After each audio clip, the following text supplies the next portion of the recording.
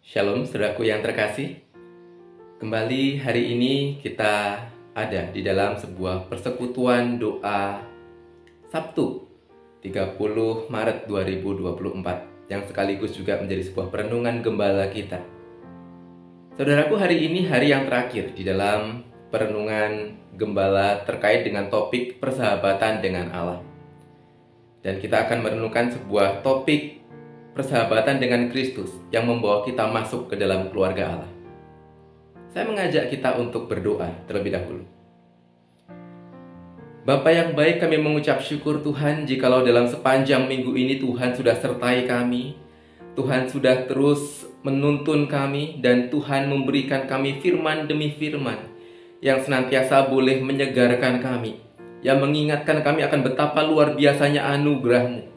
Dan hari ini di dalam perenungan kami bersama, biarlah firman itu yang juga terus menguatkan, meneguhkan, dan menghidupkan setiap kami. Kami berdoa Tuhan yang kiranya bekerja di dalam dan di tengah-tengah kami. Dalam nama-Mu kami berdoa, amin. Sebuah ayat firman Tuhan yang akan saya bacakan bagi kita terambil dalam Yohanes pasal yang pertama, ayatnya yang ke-12. Demikian firman Tuhan. Tetapi semua orang yang menerimanya diberinya kuasa supaya menjadi anak-anak Allah, yaitu mereka yang percaya di dalam namanya. Semua orang yang menerimanya diberinya kuasa supaya menjadi anak-anak Allah. Saudaraku, di hari yang terakhir ini kita akan melihat satu bagian yang tidak terpisahkan dari sebuah persahabatan kita dengan Kristus yang kita dapatkan melalui kematian dan kebangkitannya. Ada begitu banyak berkat yang luar biasa yang tentunya kita akan alami, kita akan terima ketika kita masuk dalam sebuah relasi persahabatan dengan Allah. Namun semua berkat itu bersumber, jika boleh dikatakan demikian, bersumber dari berkat yang terbesar ini, yaitu berkat adopsi sebagai anak Allah. Persahabatan dengan Kristus membawa kita masuk lebih dalam lagi di dalam relasi kita dengan Allah sebagai anak-anak Allah. Saudara, bayangkan kita sebagai seorang pengkhianat negara. Bayangkan kita seorang yang telah melakukan sebuah kejahatan yang begitu luar biasa terhadap raja kita. Dan tiba saatnya ketika kita berdiri di hadapan pengadilan itu dengan raja yang berdiri di depan kita. Raja yang berhak untuk menghukum kita, raja yang berhak untuk mengeksekusi kita karena tindakan kita yang melawan dia selama ini.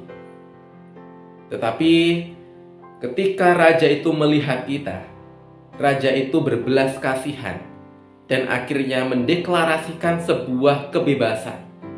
Dia tidak lagi menuntut kita dengan tuntutan-tuntutan hukum itu, tetapi dia justru membebaskan kita dari segala macam tuntutan. Dan ternyata tidak sampai di situ saja. Setelah kita dibebaskan dari tuntutan-tuntutan itu, kita kemudian diundang masuk ke dalam istana raja. Dan ada sebuah pesta yang luar biasa. Di dalam pesta itulah kita dideklarasikan, diadopsi menjadi anak raja. Kita diadopsi menjadi anak raja, yang itu berarti kita kemudian diangkat status kita menjadi pewaris tahta kerajaan.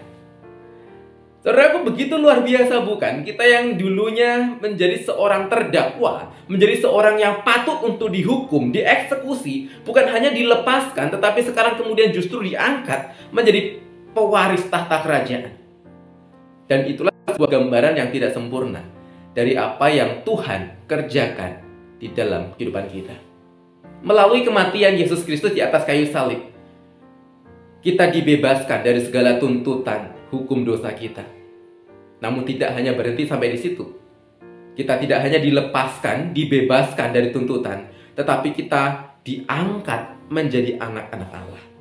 Diangkat menjadi ahli waris dalam kerajaan Allah. Saudaraku, ada beberapa elemen di dalam sebuah proses adopsi. Yang pertama, kita awalnya ada sebuah bagian dari keluarga yang lain. Dan Alkitab menyatakan bahwasanya kita itu dulunya adalah anak-anak yang patut dimurkai, di dalam Efesus 2 ayat yang ketiga. Dalam Yohanes 8 ayat 44 bahkan menyatakan bahwasanya iblis itu adalah bapa kita dahulu.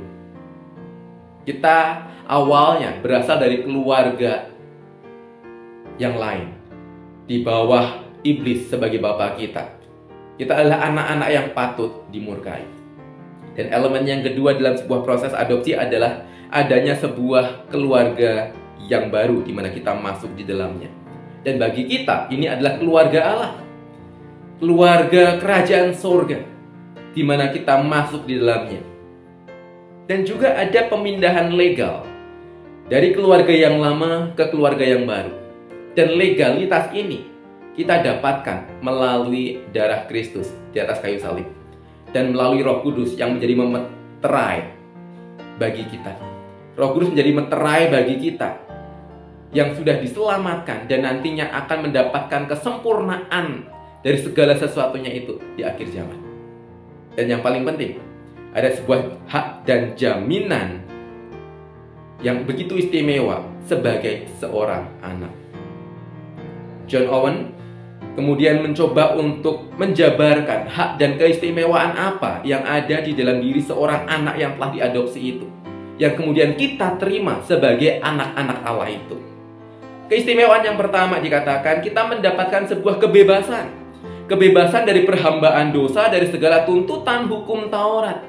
Kita bebas dari segala tuntutan hukum itu, sehingga kita bebas untuk berelasi dengan Allah kita, dengan Bapa kita, dengan leluasa. Kita tidak lagi kemudian diliputi dengan ketakutan akan dihukum. Kita bebas untuk datang kepada Allah kita. Bukan hanya bebas dari tuntutan, tetapi kita juga diberikan sebuah keberanian. Keberanian untuk datang menghadap Allah di tengah segala ketidaksempurnaan kita. Bukankah seorang anak yang kemudian sudah masuk dalam keluarga itu, dia bisa dengan nyaman, dengan berani mendatangi papanya yang mengangkatnya sebagai anak. Dia kemudian bisa dengan berani datang mencurahkan isi hatinya, bahkan mungkin meminta ini dan itu yang dia butuhkan. Dan kemudian ada hak dan keistimewaan yang ketiga, yaitu keistimewaan untuk mendapatkan pendisiplinan dan koreksi.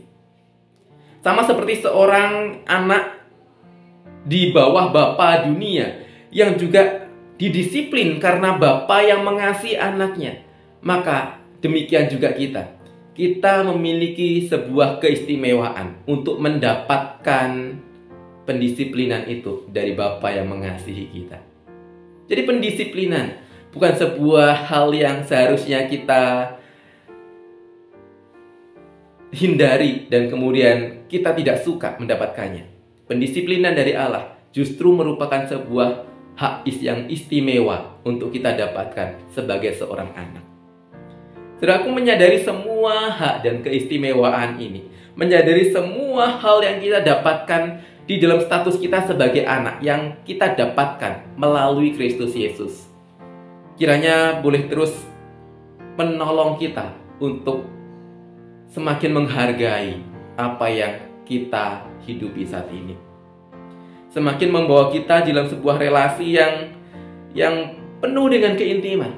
Relasi kita dengan Kristus dan dengan Bapa bukan sebuah formalitas belaka, tapi penuh dengan kehangatan, penuh dengan sebuah sukacita, penuh dengan kenyamanan dalam sebuah relasi persahabatan, dan bahkan lebih dalam lagi relasi keluarga di dalam keluarga Allah. Mari kita berdoa, kita mensyukuri apa yang telah kita dapatkan melalui Kristus di dalam Bapa. Mari kita berdoa. Bapa yang baik, kami mengucap syukur bahwasanya melalui Kristus Yesus, Engkau bukan hanya menebus kami dari lumpur dosa kami, Engkau bukan hanya menghilangkan kutuk dosa kami, Engkau bukan hanya membebaskan kami dari eksekusi yang seharusnya kami terima, tetapi lebih lagi, Engkau mengangkat kami menjadi anak-anak Allah. Sebagai anak-anak Allah yang diadopsi dalam keluarga Allah, maka di sana kami melihat ada keistimewaan-keistimewaan di mana kami kemudian diperbolehkan dengan berani datang kepada Tuhan.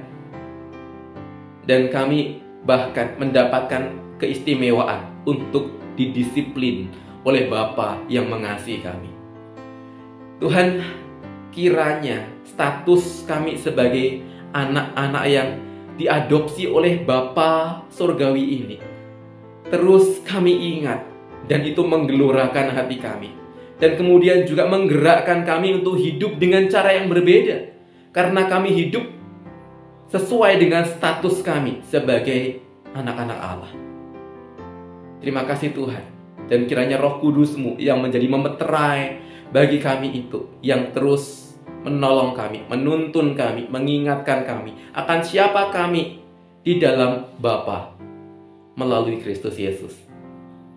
Dalam nama Tuhan kami mengucap syukur dan berdoa. Amin. Saudaraku, saya juga mengajak kita untuk menaikkan beberapa pokok doa syafaat. Pokok doa akan ditampilkan melalui tayangan. Mari kita boleh menyimaknya bersama dan kita mendoakan secara pribadi di hadapan Tuhan. Dan sebagaimana yang telah kita renungkan, Tuhan adalah Tuhan yang begitu ingin mendengar kita berbicara dengan Dia. Tuhan ingin untuk mendengar seruan kita. Sehingga mari kita berdoa dengan penuh keyakinan di hadapan Tuhan. Mari kita berdoa, dan kiranya Tuhan memberkati setiap kita sekalian. Amin.